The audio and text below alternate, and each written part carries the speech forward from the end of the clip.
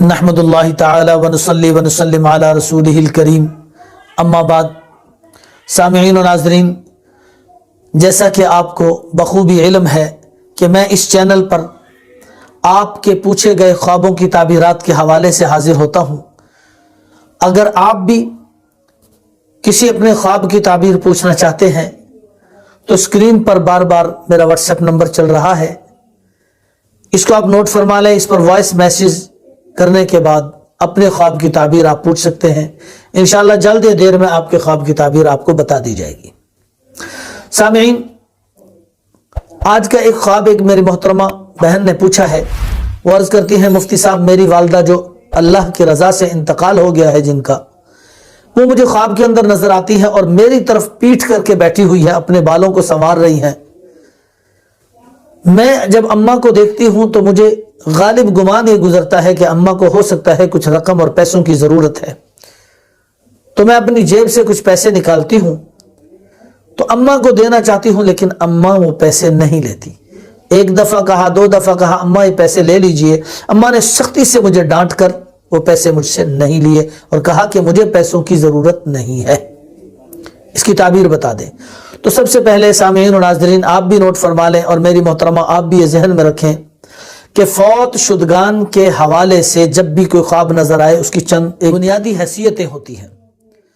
सबसे पहली बात यह देखी जाएगी कि मैयत अगर ख्वाब के अंदर खुद कोई चीज मांगे उसकी ताबीर अलग है, या मैयत ने कोई चीज नहीं मांगी, आपने खुद उसको कुछ चीज दी, उसकी ताबीर अलग है। या मैयत आपसे कोई चीज नहीं मांगती लेकिन आप उसको कोई चीज दे देते हैं अज खुद, उसकी ताबीर अलग है। तो ये तीन बातें हैं, मैयत खुद मांगे और आप दे दे, मैयत न मांगे और आप खुद अता करें, उसको दें कोई चीज, या मैयत मांगे और आप न दें। ये हैसियतें बनती हैं मुख्तलिफ। तो अर्ज करने का मकसद यह है कि सबसे पहली बात यह है कि अगर कोई मैयत फौत शुदगान में से ख्वाब के अंदर कोई चीज आकर मांगे और आपने दे दी तो यह रिज्क की तंगी का बायस होगा। अगर कोई चीज मांगी और आपने नहीं दी तो अल्लाह आपके रिज्क को बरकरार रखेगा। दो बातें। तीसरी बात, खुद नहीं मांगी लेकिन आपने दी उनको कोई चीज तो समझ लें आपके रिस्क में कमी आएगी, बेबरकती आएगी। उन्होंने मांगी नहीं, आपने खुद उसको दी लेकिन उन्होंने नहीं ली, आपके रिस्क में अल्लाह पाक बरकत को बरकरार रखेंगे। इसी तरह कोई भी फौत शुदगान में से अगर कोई चीज का मुतालबा करता है तो ये बात जहन नशीन रखें, इसका मकसद यह है कि आपके रिस्क के अंदर कमी आने वाली है।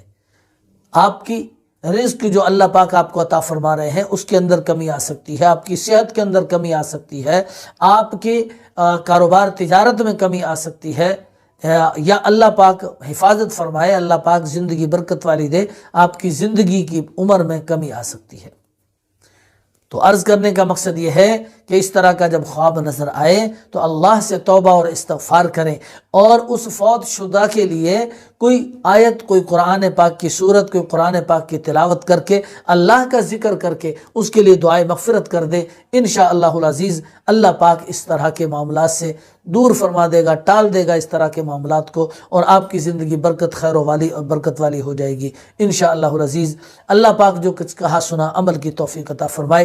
अस्सलामु अलैकुम व रहमतुल्लाहि व बरकातुहू।